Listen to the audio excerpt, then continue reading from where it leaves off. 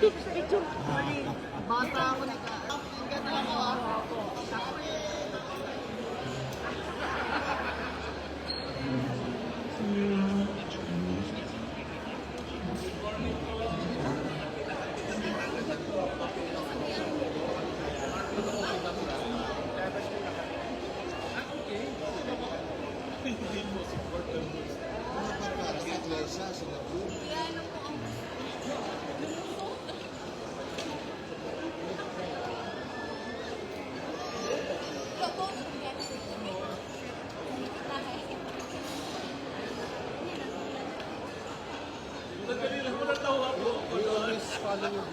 Ako sa security. Kaya lang, kain muna ako dito at nahiya akong kumain doon. Actually, nakabook ako dito ng 24. I have a booking for 12 packs and 6 children.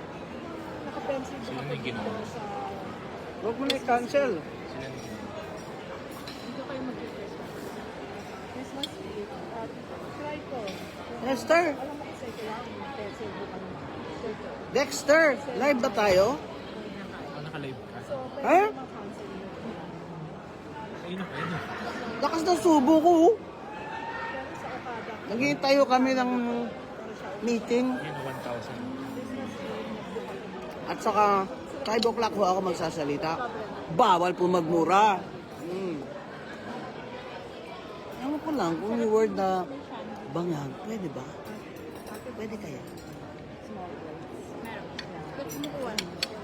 Okay, kami. Bangag kayo.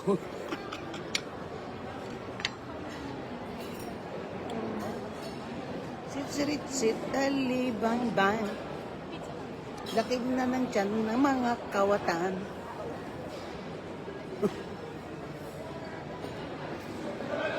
Wow, nagutom ako ah.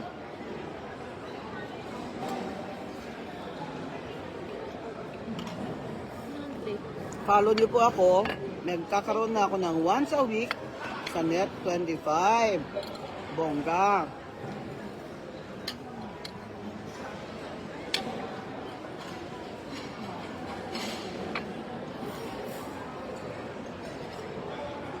Ang dami yung tao, pamilya. Ay yung mga sa labas pa ng Metro Manila. Kita ko along Busundohas Boulevard, meron sila mga tent, meron silang parang nagtutulda sila, doon sila nag-uupo at nagluluto sila doon. Permit sila sa mayor's office.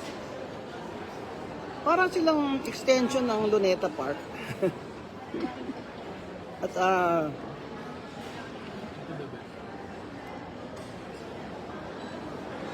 dito mo makikita ang yung commitment ng mga miyembro ng Iglesia ni Cristo.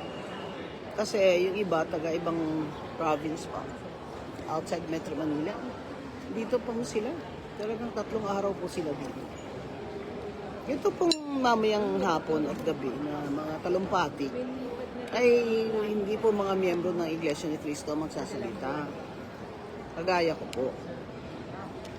Sabi ng tent ng taga-iglesia. Si Chavit Singson, si Manong Chavit, sasalita din. Kaya ito pong aming mga talumpati, mamaya ay wala pong koneksyon ang Iglesia ni Cristo sa aming mga sasabihin. At sa amin mismo, dahil kami ay kumbaga sa nakikiraan lang kami. Next ko na si Manong Sambit. May makikinig po sa amin. Kaya, kumbaga, ay lang po kami dito, bisita. Di ba? So, Mapapicture na kayo kay huwag naman silang gulo-gulo na warning us na manghuhuli sila ng mga sedition. Mga inciting to sedition. Alam niyo, yung mahirap po yung inciting to sedition.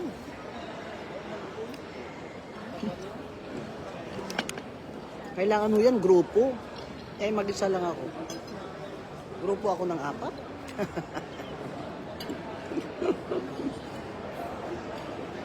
Apat dapat. Bawal lumagmura. Marami pong mga religious. Pwede naman daw. Sabihin nyo, matitinding mga words like magnanakaw, kurakot. Tanong ko muna kung pwede yung word na bangag, batak, juts.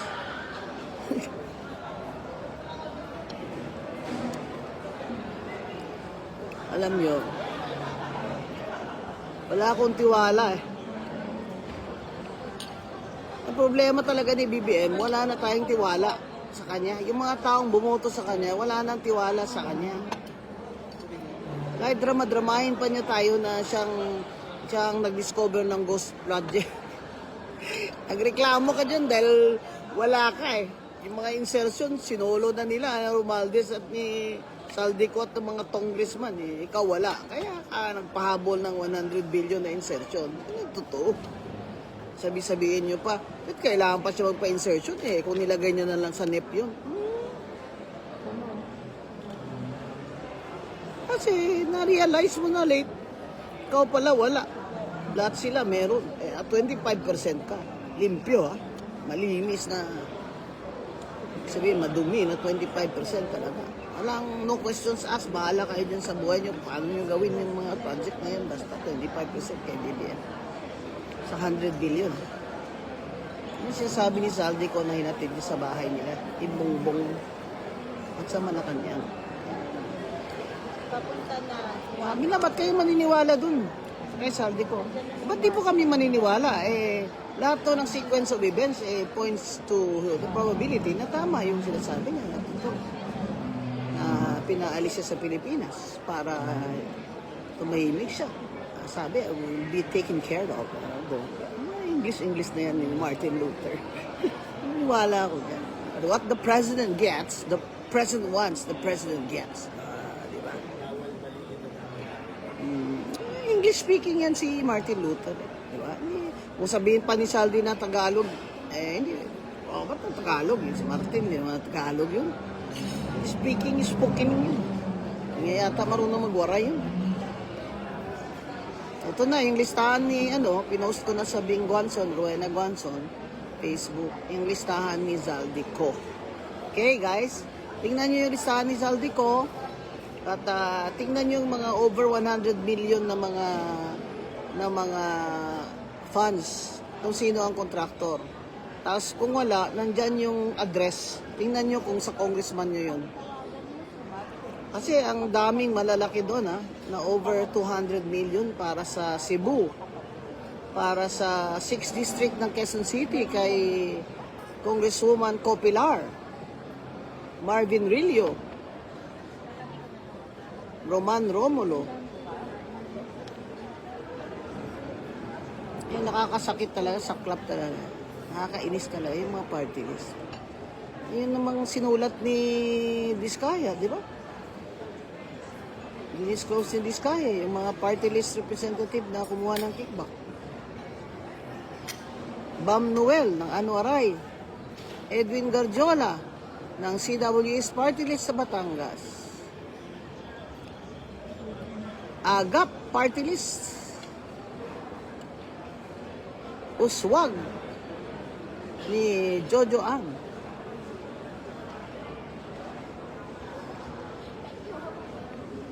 At syempre, ako Bicol. Ako Bukol pala yung pangalan na. Ako Bukol. May dapat i-cancel na yan ng motopropyo ng Comelec. Yung ako Bicol. Kasi inamin naman ni that they have violated the law. Hindi pwedeng palit-palitan lang ng representative. Yung buong ako Bicol dapat. Motopropyo. I-cancel na ng Comelec. Diba? Nahamon natin si Chair Garcia, who is an expert practitioner in election law. May ground yan sa cancellation. Yung violation of the laws and regulations of the Republic of the Philippines. Namin naman yan. Kumilek, cancelahin nyo na po. Ang registration lang ako, Bicol. Teka, may meeting pa ako. Hanggang dito daw muna ang mamabing, ha? Huwag niyo akong iwanan. Alas 5, magsasalita ako sa Luneta, ha? Fight pa rin.